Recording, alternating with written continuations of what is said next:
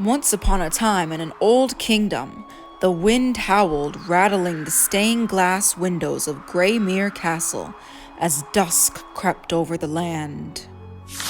Prince Roderic, the only child of the royal family, was heading to the royal Halloween feast.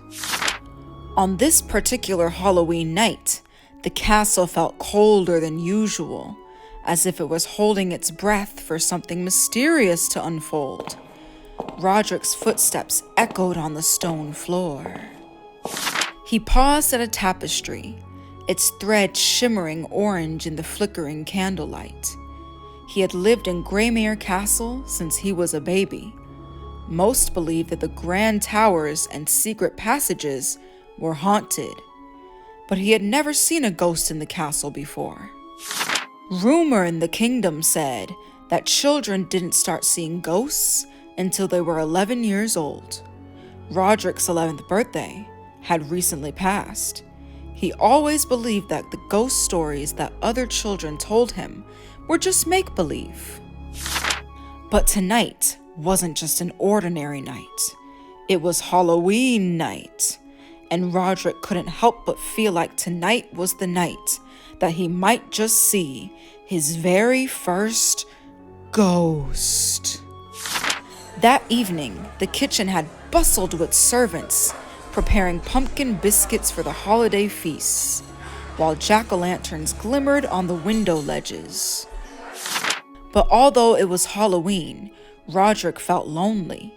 He had no siblings or friends to celebrate Halloween with. He could hear the children of the kingdom laughing outside the castle during the feast. This made him feel even more alone. After the great Halloween feast, Roderic made his way back upstairs just as the clock struck 7. Dong, dong, dong.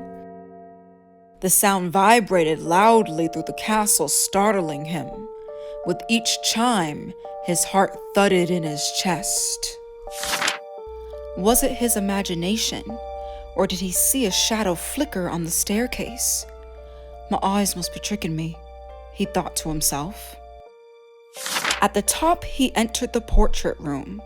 Here hung the paintings of his ancestors, stern-faced kings and queens, none of which looked very friendly, watching his every move with silent eyes. Then Roderic heard it, a faint musical whisper drifting from behind the largest portrait. For a moment he froze. Then curiosity overcame him, and he tiptoed closer to it. The music was clearer and louder now. Roderic pressed his ear to the portrait on the wall. "Who's there?" he managed, voice small but steady. There was a pause, then a gentle creak, as if something unseen shifted from behind the wall. Then before he knew, the portrait opened up and Roderic fell through. Down, down, down he fell into a seemingly endless black hole. He fell to the ground with a loud thud. He did not know where he was. Then he heard the same music he had heard before. Only now, he was in the room where it was coming from. He opened his eyes to someone's voice. "Welcome, Prince," said a friendly spirit. "Do not fear. We are only memories of your home. We have been waiting for your arrival." Roderic was now in a hidden ballroom that he had never known before. In it was a whole party of ghosts and friendly spirits, singing, playing music, and dancing the night away. The spirits were not harmful. All they wanted to do was invite Roderic to dance with them. He spent much of the night in the portrait room, talking to spirits and enjoying the party as the moonlight trickled through the stained glass. His fears had dissolved, and he had made some new friends to celebrate Halloween with. Roderic ended the night exhausted from so much dancing. He was grateful to now have new friends and to have had the best Halloween night that he had had all of his life. As the first sunbeam slipped over the castle the next morning, the spirits disappeared. Roderic made his way back down the grand staircase, his legs sore, but his heart braver and his mind already full of how many new wonders he had yet to discover in Greymere Castle.